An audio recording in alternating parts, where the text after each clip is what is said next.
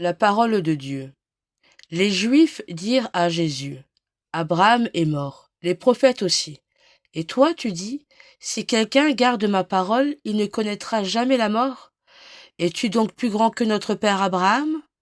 Il est mort et les prophètes aussi sont morts. Pour qui te prends-tu?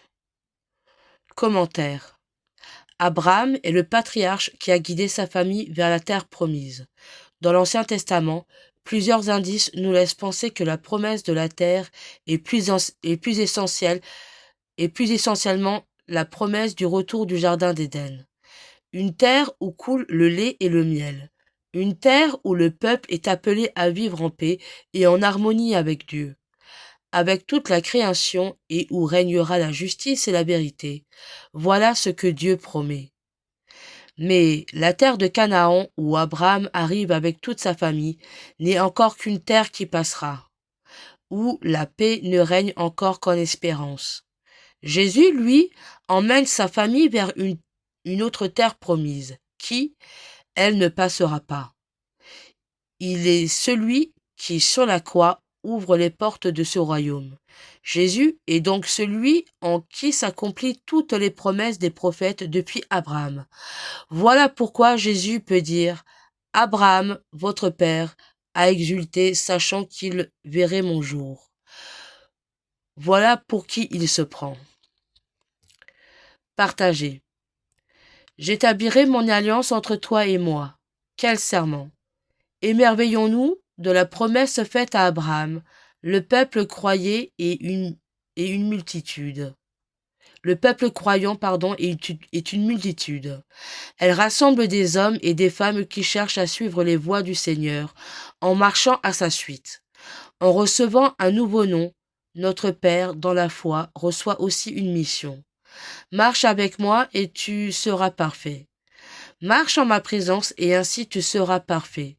Je serai ta perfection. Cet appel à la sainteté s'adresse à chacun de nous.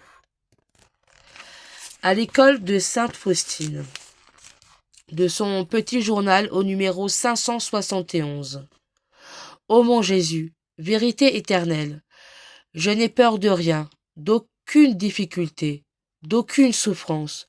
Je ne redoute qu'une seule chose, c'est de vous offenser. Mon Jésus, je préférerais ne pas exister que de vous attrister. Jésus, vous savez que mon amour ne connaît personne que vous, en qui mon âme s'est noyée. Résolution. Au quotidien, la miséricorde a-t-elle une place dans ma vie? Jésus a demandé de pardonner, jusqu'à 77 fois. Où en suis-je par rapport à cela? J'y réfléchis et vois ce que je peux changer, améliorer. Prier. Avec un cœur d'enfant, supplions Dieu notre Père et remettons nos intentions entre ses mains. Père, fais-nous voir ton amour. Père très bon, en ton Fils bien-aimé, nous sommes frères. Guide les catéchumènes, ils cherchent à te connaître et à te suivre. Inspire ceux qui les accompagnent. Père, fais-nous voir ton amour. Laisse venir à toi tes enfants. Soulage les plus démunis, les victimes de la guerre. Fortifie ceux qui travaillent à les soutenir.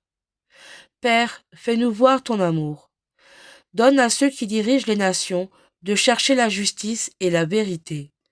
Éclaire l'intelligence de ceux qui les entourent. Père, fais-nous voir ton amour. Tu nous demandes d'aimer nos ennemis. Convertis leur cœur et le nôtre. Accueille tes enfants dans la demeure éternelle, qu'ils voient la douceur de ta face. Père, fais-nous voir ton amour. Celui qui est de Dieu, écoute les paroles de Dieu.